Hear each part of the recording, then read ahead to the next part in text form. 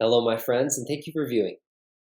Your passions and your interests are like breadcrumbs that God leaves for you so that if you follow these things, you can help yourself to discover your purpose in life. If you can get down with an idea like that, or if you have been wondering a lot what your purpose in life is, then this video is for you. Before I jump more into these things, let me introduce myself real quick. My name is Scott. I work as a spiritual support coach. I help people who are spiritually awakening. Part of my work is to help people discover and then to live their purpose in life. In this video, I will be revealing to you what your universal purpose is, as well as giving you several tips to help yourself discover and then to live your unique purpose in this lifetime. And let me just start out by saying that if you're here and you're alive and you're on this planet, which obviously you are, it means you have a purpose. You have a reason for being. We all are created by an infinite, eternal, and loving God. And God being infinite, it also has infinite intelligence. And that infinite intelligence that creates us, it doesn't make any mistakes. Infinite intelligence don't mess up. So if you're here, it means that you're meant to be here. You have a reason for existing. And just like God's intelligence is infinite, so too is your purpose for being here. And so you'll probably never be able to understand that logically, like what your purpose is, because it's so vast. But what you can do is you can live it. And in order to live it, what you'll have to really do is to tune into your feelings and to follow your guidance. That's always speaking to you, always trying to push you towards living more with purpose. I will also say that I don't feel like we all have one calling or one purpose that sticks with us through our entire lifetimes. I really feel like as I see my life and other people's lives unfold, it looks like purpose and calling, it really evolves, changes, and adapts as people go through different life cycles and as people evolve, change, and adapt. So the universal purpose that I mentioned before, I will talk about that now.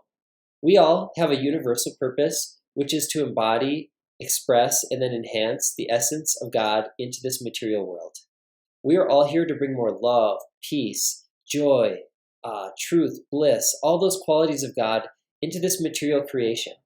Because in doing so, we uplift all of humanity and all of the universe and all of creation. One way we can really live our universal purpose is to really enhance our spiritual awareness. We can do that in so many different ways. I know I like to meditate. Some people pray. Some people sing or chant. Whatever it is you do that really helps you to feel more loving, more peaceful, and more connected with God, as you keep doing that, you will bring more of the essence of God into the material world. Never underestimate the power of this, because when you move a single iota closer to God within your own awareness, you uplift all of creation. That's just how connected we all are. But if you're watching this video, you're probably not so much wondering what our universal purpose is. Mostly what you're probably thinking about is your unique purpose. Like, what is it you're meant to be doing here? What should I do with my time while I'm alive? If you haven't found this yet, I know it can be a little bit frustrating. Even if you have a great life with a great family, great friends, great work you already kind of like doing, or maybe work that you really don't like doing, but it gets you by and makes you some money. If you haven't found your purpose and started living that yet, there can be a little voice inside that keeps speaking to you like, hey, you're meant to be for more than this. And that voice can get louder and louder and nag you more and more the more you avoid it and resist it. So now it's time to start living your purpose. And to give you some hints as to discovering and then living your unique purpose, I will mention 3 different things. Number 1 is your passions and interests. Number 2 is your strengths and your gifts. And number 3 is your excitements. Really focus on these things. If you can combine these things and discover them and put them together, you will be definitely living with more purpose. I'll start by elaborating the passion and interest point. I like to start with that one, not the strengths and gifts, because even if you're strong or gifted or skilled in a certain area, but you don't really enjoy it, over time, you will eventually burn out or get bored or become kind of apathetic. So really first focus on what you're passionate about, what you're interested in, what intrigues you, what kind of ideas, areas of study, degree programs, books, workshops, whatever, what is it that really piques your interest? Because as I started this video with, your passions, and your interests are like breadcrumbs that God leaves for you to help yourself discover your purpose. When you feel passionate or intrigued, This is a feeling that rises up from you within, right from your soul. And that's like guidance or an urging that tells you, yeah, follow that thing, study that thing, investigate that more. So the second thing I will mention is your strengths and your gifts. Really pay attention to those things that you're better at other people than. And you definitely have these things, I guarantee it.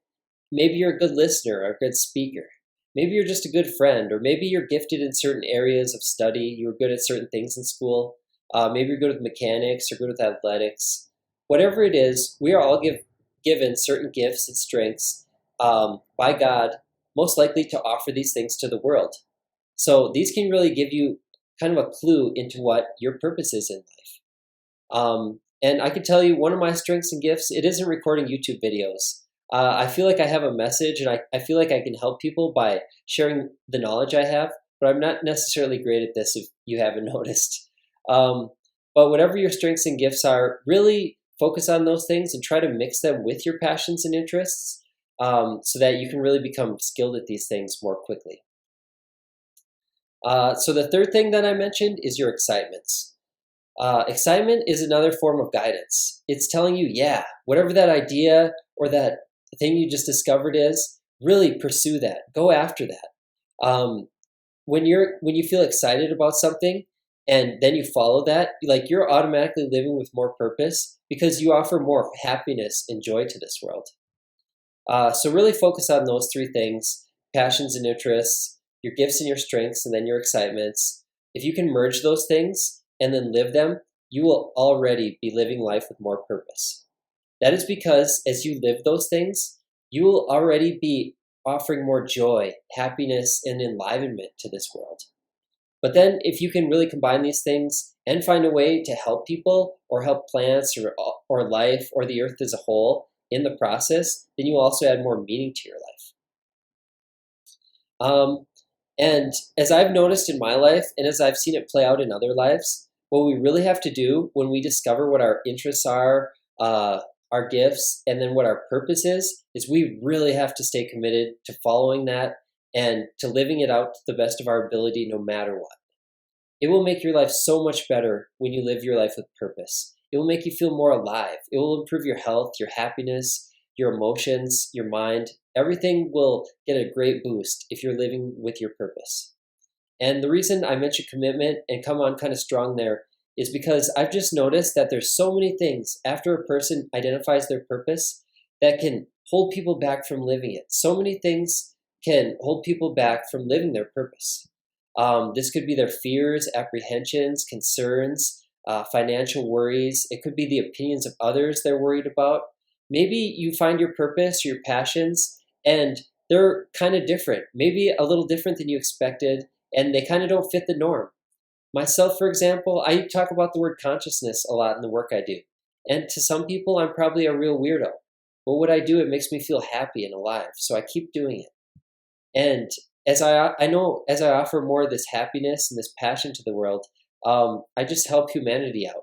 We need people to discover their purpose and then to live it, because it just makes life so much easier for everyone.